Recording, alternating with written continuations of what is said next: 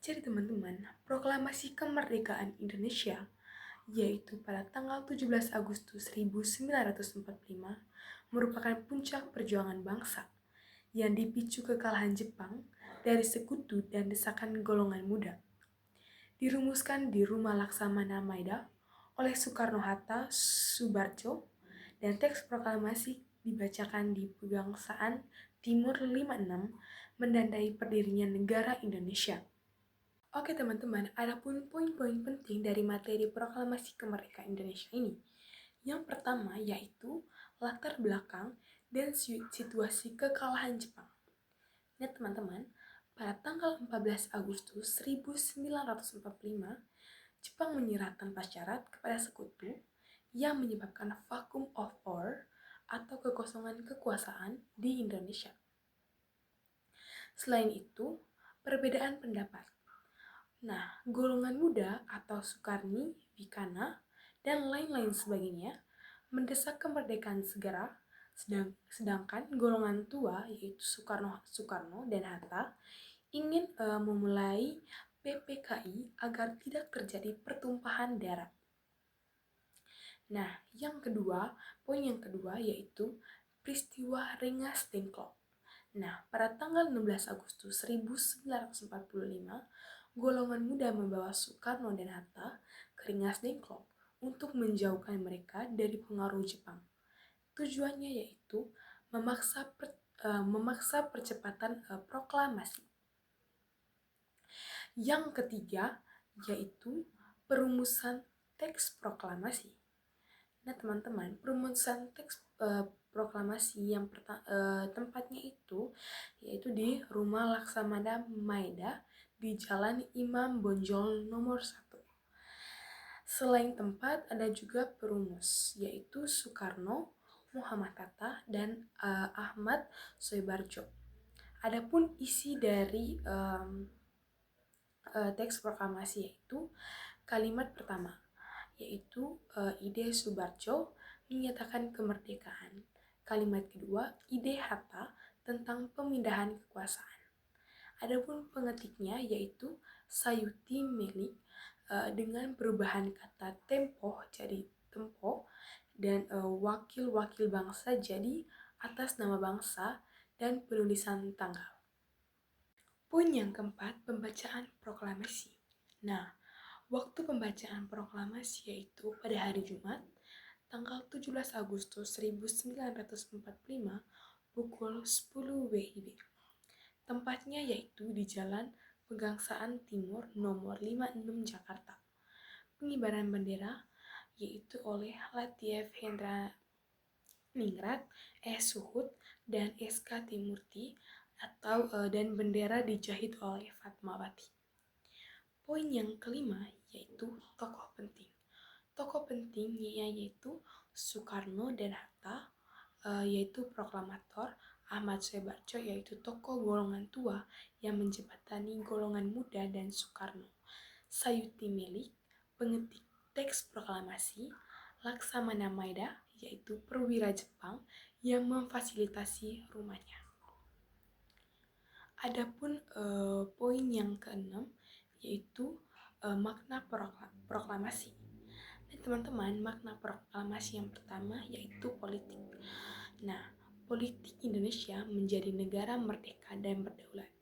Yang kedua yaitu hukum, penghapusan hukum kolonial dan berlakunya hukum nasional. Yang ketiga yaitu sosial budaya, yaitu pengakuan martabat bangsa yang sejajar dengan bangsa lain. Selanjutnya yaitu poin yang ketujuh, yaitu penyebaran berita. Nah teman-teman, berita disebarkan melalui radio atau RRI, kantor berita domain, selebaran, dan utusan daerah. Nah teman-teman, adapun peristiwa sekitar proklamasi kemerdekaan Indonesia.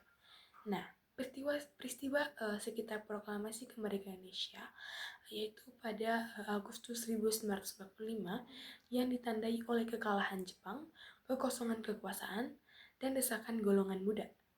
Peristiwa pentingnya meliputi pengeboman Hiroshima, Nagasaki, penculikan Soekarno-Hatta ke Rengas Dengklok, perumusan naskah di Rumah Maeda, hingga pembacaan proklamasi pada 17 Agustus 1945 yang menandai lahirnya negara Indonesia. Nah teman-teman, di sini saya akan menjelaskan dari masing-masing kronologi peristiwa penting sekitar proklamasi kemerdekaan Indonesia. Yang pertama yaitu dari tanggal 6 dan 9 Agustus 1945. Bom atom di Jepang Amerika Serikat menjatuhkan bom atom di Hiroshima pada tanggal 6 Agustus dan Nagasaki 9 Agustus. Peristiwa ini melumpuhkan Jepang dan mempercepat kekalahan mereka. Yang kedua yaitu 7 Agustus pada tahun 1945. Pembentukan PPKI, Panitia Persiapan Kemerdekaan Indonesia atau PPKI, dibentuk untuk menggantikan BPUPKI dengan tujuan mempersiapkan kemerdekaan Indonesia. Yang ketiga yaitu 14 Agustus 1945. Jepang menyerah tanpa syarat. Jepang menyerah kepada sekutu, menciptakan kekosongan kekuasaan atau vacuum of power di Indonesia yang dimanfaatkan golongan muda untuk menuntut kemerdekaan segera. Yang keempat yaitu 16 Agustus 1945. Peristiwa Rengas Dengklok golongan muda atau Sukarni, Wikana, dan lain-lain sebagainya menculik Soekarno dan Muhammad Hatta ke Rengas Dengklok, Karawang untuk menjauhkan mereka dari pengaruh Jepang dan mendesak proklamasi dipercepat. Selanjutnya yaitu pada tanggal 17 Agustus 1945. Proklamasi kemerdekaan pada pukul 10 WIB, Soekarno membacakan teks proklamasi di Jalan Pegangsaan Timur nomor 56 Jakarta, diikuti pengibaran bendera merah putih. Yang terakhir yaitu pada tanggal 18 Agustus 1945, yaitu pengesahan Undang-Undang Dasar tahun 1945. PPKI menetapkan Undang-Undang Dasar 1945, memilih Soekarno sebagai presiden dan Muhammad Hatta sebagai wakil presiden pertama Indonesia. Nah teman-teman, adapun reaksi dari rakyat Indonesia dalam menyambut proklamasi kemerdekaan Indonesia ini pada 17 Agustus 1945 dengan antusias tinggi, sukacita, dan semangat membara untuk mempertahankan kemerdekaan. Reaksi positif ini diwujudkan melalui penyebaran berita secara masif, mengambil alihan aset Jepang, rapat raksasa seperti di lapangan Ikada, serta dukungan para raja. Nah teman-teman, adapun rincian dukungan dan reaksi rakyat Indonesia terhadap proklamasi kemerdekaan. Yang pertama yaitu penyebaran berita proklamasi. Berita kemerdekaan disebarkan dengan cepat melalui radio oleh tokoh seperti Yusuf Rono Diporu, kantor berita Doming, atau sekarang antara pers, selebaran, dan kawat telepon meskipun ada larangan dari Jepang. Selanjutnya yaitu reaksi spontan dan rapat raksasa. Rakyat menyambut dengan teriakan atau merdeka dan melakukan rapat-rapat raksasa. Yang paling terkenal adalah rapat raksasa di lapangan Ikada pada 19 September 1945 untuk menegaskan dukungan rakyat kepada pemerintah Republik Indonesia. Yang selanjutnya yaitu dukungan daerah dan tokoh.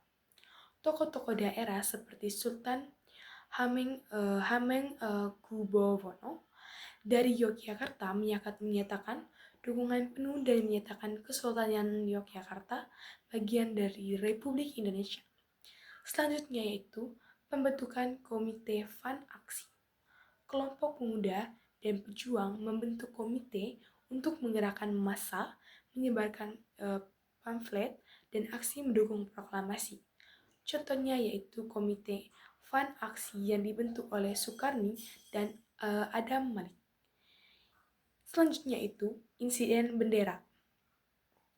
Reaksi juga ditunjukkan dengan menaikkan bendera merah putih di berbagai tempat dan menurunkan bendera Jepang. Salah satu insiden ikonik terjadi di Hotel Yamato, Surabaya.